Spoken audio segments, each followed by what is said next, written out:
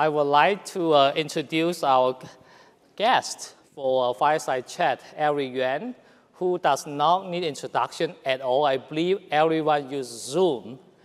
He's the founder and CEO of Zoom. But I want to start by telling you a story.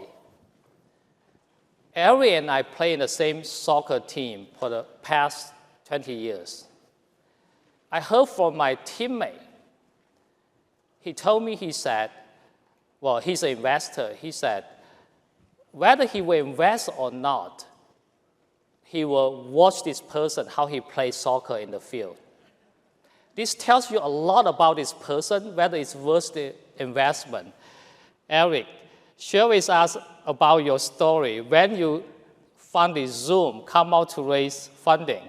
So what happened? I mean, that story, when I heard about that, I said, wow, that was quite a story right there. Everybody got to learn about the story. Yes, first of all, I think it's a great honor to be here. And I thought this session would be run on Zoom. And in person, even is still better. But anyway, so he is right. We were playing soccer, for many years, and I did not play for a long time. And when I started Zoom in 2011, the story was, I tried to raise capital, and I hated PowerPoint, and my PowerPoint skill is really not good. I did have a slide deck, and I sent my slide deck to quite a few of my friends, and a lot of friends, had a lot of questions, and some friends they never asked about any question. It turned out later on I realized, for all those friends who never opened up by PowerPoint, they all invested. For all those friends who opened up the PowerPoint, they all decided to not invest. And I did not know why, but later on, one of the investors happened to be also our soccer the teammates. His name is HP. I did ask him, why you invest in me? His story really, hey, when we played soccer together, the way you played it, always pass the ball, not selfish, and so on and so forth. That's a story. But my point is, no matter what you do, right? When you interact with others, always try to build a trust. Another story is my first investor is Dan Shanman, right? So he also did not look at my PowerPoint either. And I had a coffee with him. On the way back, he already decided to invest. So, what a story! So don't open up the PowerPoint, get the investment. Or play soccer. So yeah.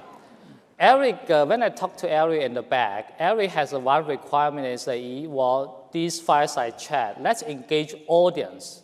I'll leave most of the time for you to ask questions. Let me ask a couple more. I also want to ask you, I just read the news. Vice President Harris was using Zoom for fundraising and raised millions of dollars. Yeah, this virtually. I just saw that several hours ago. So what's the new opportunity right now for Zoom? What's the new problem you are seeing? Why people are using Zoom? We not only do we, Zoom is just way more than a meeting platform. We have a lot of services. Webinar sessions or events is part of that. Recently, I think last week, and and I think the big webinar, over 40,000 people joined a Zoom call. Try to raise capital, right? So, our company culture is do all we can, make sure every customer happy. When we realize a large event like that, for sure, we want to make it smooth. Again, we try to do all we can to make sure every customer, every meeting host, every webinar host happy. No matter you are from the Democratic Party or Republican Party, we always make sure your event is successful, right? When we realize there's a huge webinar, our team did all we can to monitor that, make sure it's very successful event. I think the day before yesterday, there was another very large event, more than 100,000 participants to join a very large webinar for the political campaign. So, yeah. So we set up this fireside chat with you, try to learn about leadership. You play huge leadership, of course, by starting a company, making it so successful. But I do want to trace back a lot more about, I think, the early days of leadership already showing up in your career. I heard, when you come to the United States as immigrant, how many times did you go try to get visa in order to come? Do you want to share that story? Yeah, so it's very simple. My lucky number is number 9. So meaning I tried it in the 9 times, so I got my visa. So, and back to 1996, I tried to apply visa to come here. Unfortunately, for whatever reason, I just got a decline. Luckily, I did not give up. But looking back, that's a great practice. When I started a company, sort of like a perseverance, right? Anyway, I tried many, many times. It's more than 1 year, and my next attempt, I was successful. Yeah. Don't give up. So if the next time you didn't get visa, would you continue trying? Why not? More like you play soccer, right? Yeah. You want to win, right? So. Yeah, that's right. Keep trying. Eventually, you will get there. So share with us a couple of stories about leadership during building out the Zoom. Any challenges you see, anything you can share, particularly to the young people? Many people want to start a company right here. Any story you can tell? Yeah, so, yes, a lot of stories. Where should I start? But anyway, so I moved here in 1997, and I learned a lot from a lot of very successful leaders, and a lot of people that really helped me. And over the past many years, I also learned a lot of mistakes, myself. I think I did learn a lot of things. Maybe I want to share with you a few. I think the first one I learned is, it's more like, for the first few years when I came here, I thought I was working extremely hard. But somehow I just feel like I did not make a lot of progress in terms of leadership, right? How to develop myself to become a better leader. I just feel like, the pace was so slow.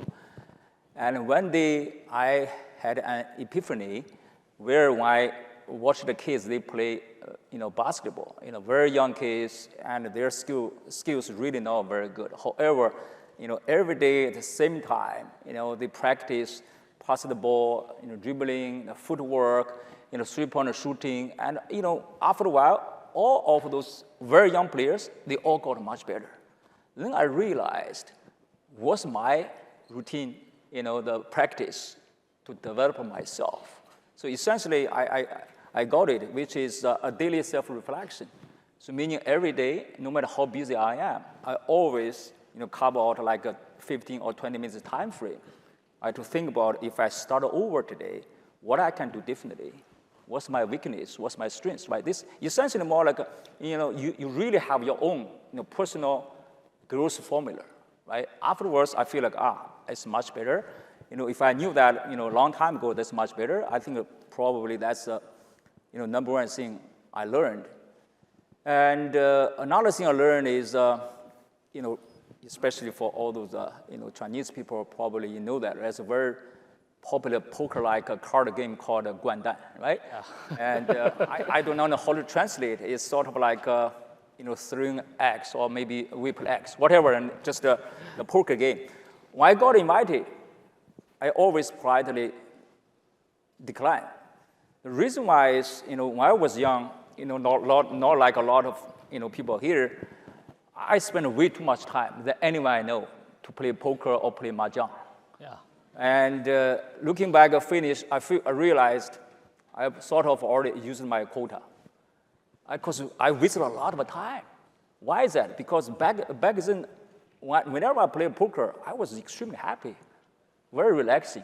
But later on, I realized those happiness not sustainable, right? So, my point I want to make here is, I got to understand the purpose of life. The earlier you understand the purpose of life, the better for you.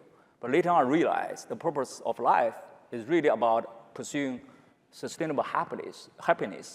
And the sustainable happiness, comes from making others happy. If you make others happy, you'll be happier.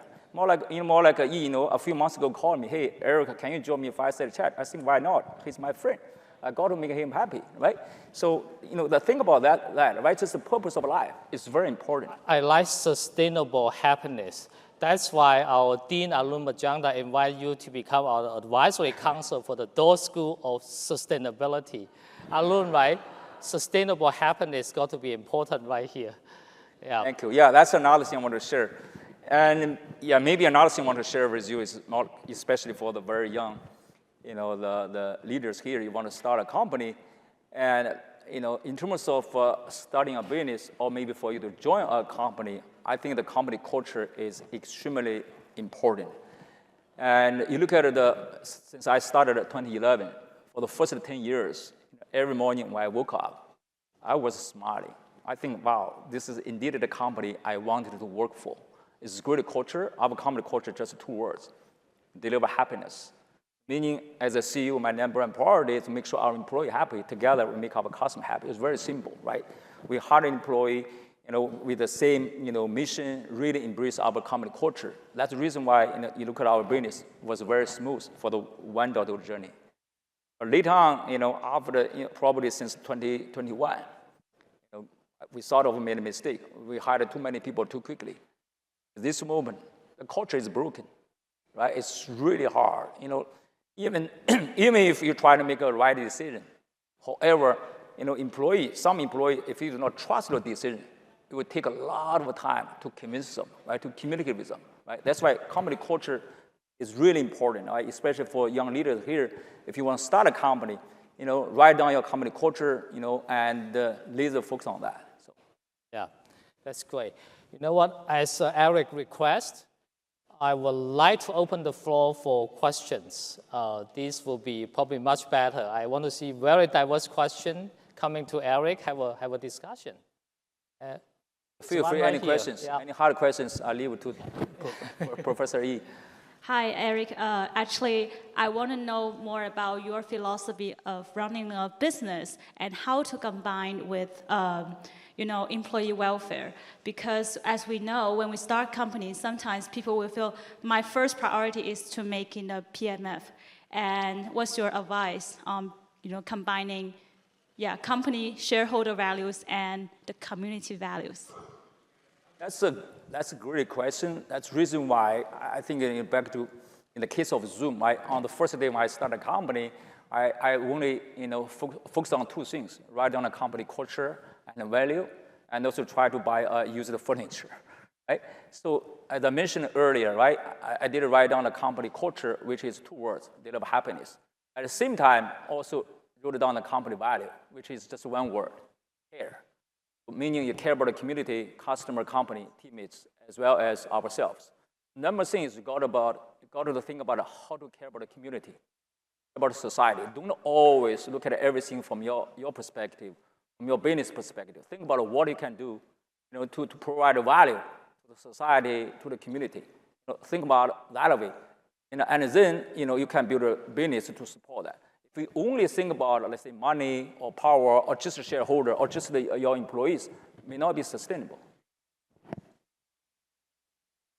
Other questions? There's one right there, another one here.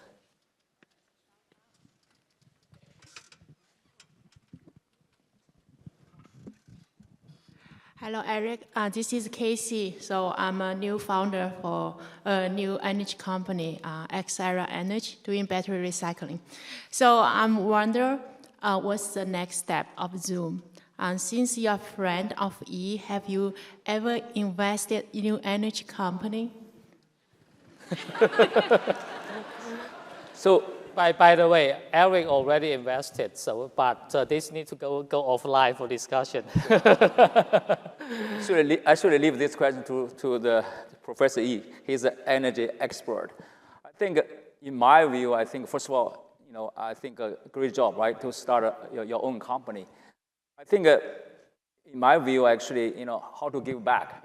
I think I can tell you my story, over the past few years. And I was so busy, I did not get a chance, right, to proactively invest in any startup companies. However, quite often some friends, they send me a request, or the incoming leads, more like, hey, I'm going to close this deal, are you going to join me? Normally, I do not look at anyone's PowerPoint, right? And I just decided, why not, to give back. Because along the way, I was so fortunate, I live here in Silicon Valley. A lot of people helped me out over the past many years. Me, more like give back, you also want to have other young entrepreneurs, right? Having started that, very often, right, if I got an incoming request, can you join me to invest in my startup? Answer is very likely yes. Also, I need to get my wife approval as well. So your wife is sitting right there, Sherry. So I think she was knocking her head. Anyway, energy, AI, or biotech, and a huge opportunity, and especially, those kind of areas. So. There's one question here, I think, it's right in the front. And then there's another question in the back later. Hello, thank you very much. My name is Tim, and I've got the following question. What would you say makes talent management successful? Or what do you think, how to manage talent successfully? I'm sorry, what? Talent management, what makes it successful? I think to manage talents is first of all, it's not very easy. The reason why it's more like, I came from engineer background, right? I was vice president of engineering before I left Cisco. And first of all, you got to understand, understand the talents, either sales or engineers or maybe anyone working in the IT team, right? You have to look at it from their perspective. That's really important. You cannot look at it from your own perspective, right? You really need to think about how to care about them. That's really important, number one thing. Number two thing is there's so many talents.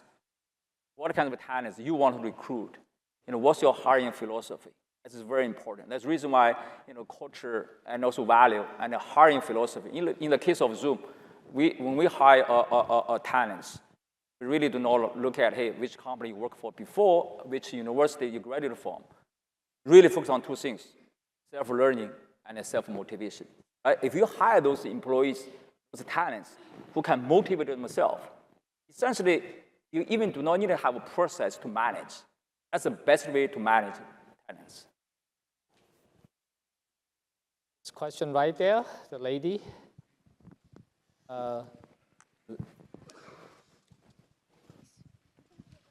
Hey, sorry.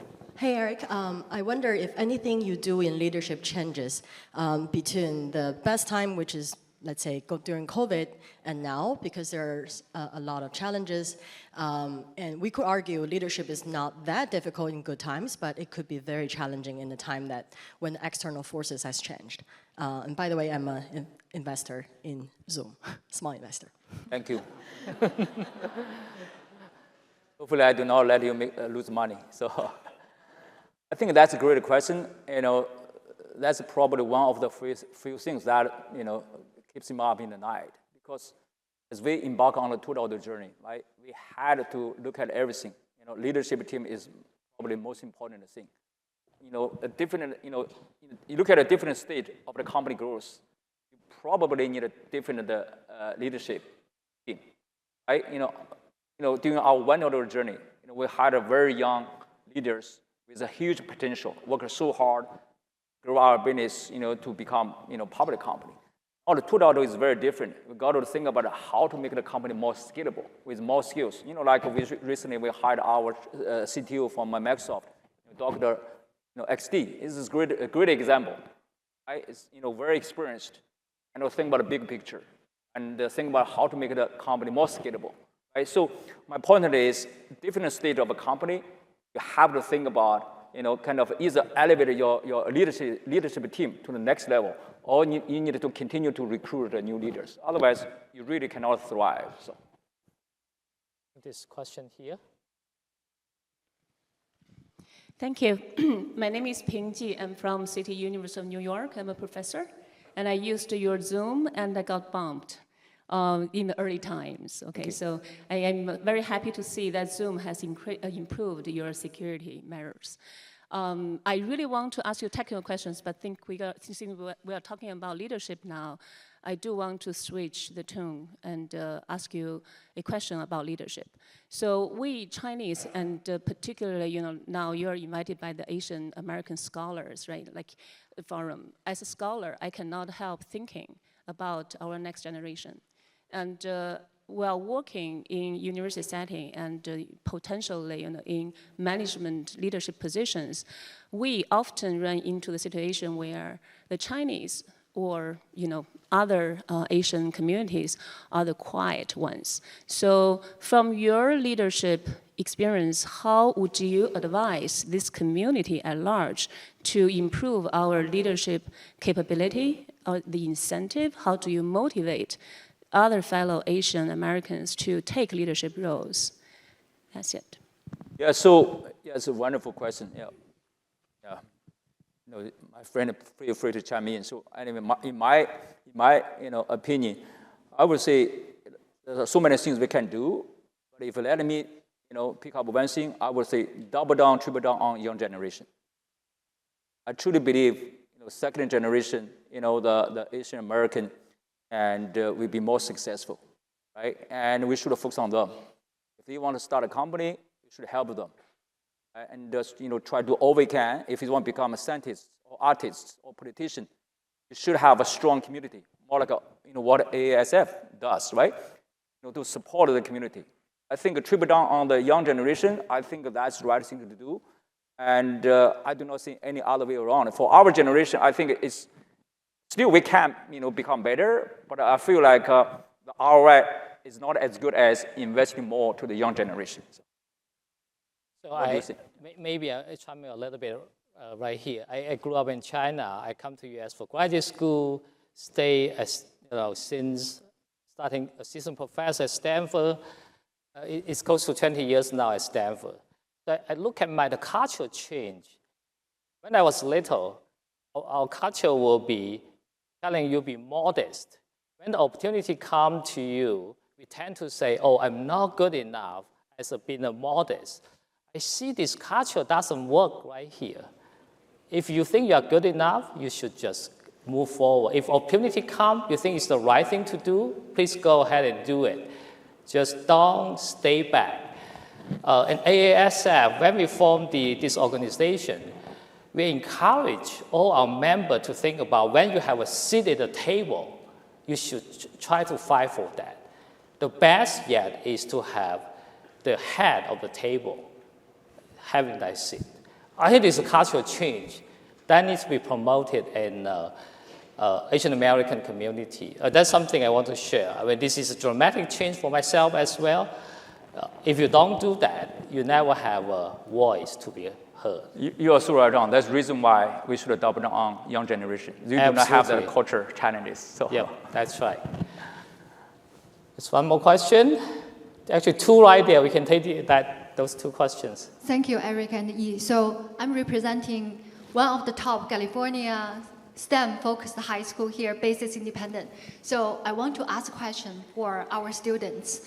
So we have lots of great students, especially Asian students, and especially Chinese students in the top-ranked school. And one thing we want to encourage them is establish their leadership, train their leadership when they are in middle school and high school. So the question I have for you is that it seems that you guys are at the age you both have kids. Right? How do you encourage your kids to pursue the leadership position, and how do you train them to have the skill? And that's really what we want to leverage as well. And I think for many of the parents, they have the desire, but they don't necessarily have the tool to do that. So I want to hear your opinion. Thank you very much. So, of course, given that I made a lot of mistakes, maybe you can start. So. You know what? The hardest people to educate is your own kids. Maybe they listen to me, but they will just keep saying the opposite. At the end, I say, oh, maybe the best way is I invite somebody else, for example, Eric, to come to a house. They will listen to Eric. Eric, I will offer my help to say a few things to your kids. I would do the same. But anyway, yeah, my Professor Yi has 2 kids. I also have 3 kids as well. I think I just want to let you know it's not easy. It's so hard. I still think to manage a business is much easier than raising a kids, because first of all, every kid is different, and sometimes even if I think something's right, I just want them to do it. Looking back, I feel that's wrong, right? But I think I evolved a lot in terms of how to raise a kids. Many years ago, I knew something right. I just tell them, you got to do that. I try to make sure, they do not, make mistakes others already made. That's my philosophy before. Later on, I realized it's very wrong. You got to let the kids learn by themselves. They will not become better unless sometimes they learn mistakes by themselves. correct mistakes, and become more mature, right? I learned a lot of things. I do not think I can give you a lot of advice. I'm still learning, so it's so hard. But overall, I think one thing I still believe that is, love is everything. Show your love, right? And do all you can. Even if the kids do not understand, sometimes they feel like, why you are doing this? But as time goes on, the day when they realize, whatever my parents did, really, really good for me. At that time, I just did not realize that. The moment when you realize that, I think it will be the day you feel, I think they are very mature. Everything, will be great. So love is everything. So yeah, we'll take two last questions. One from this lady. The last one I'm giving to Professor Zhigang So right there. Okay? Yeah, okay. My name is Josephine, and thank you for the opportunity. I really love hearing your story. And with my background working at a global family office, I often think about how to help my clients to leave a meaningful legacy and utilize their wealth to make a bigger impact. So as a successful entrepreneur, and what legacy do you hope to leave for your company, your family, and the society? And additionally, what's your passion in the philanthropic giving as well?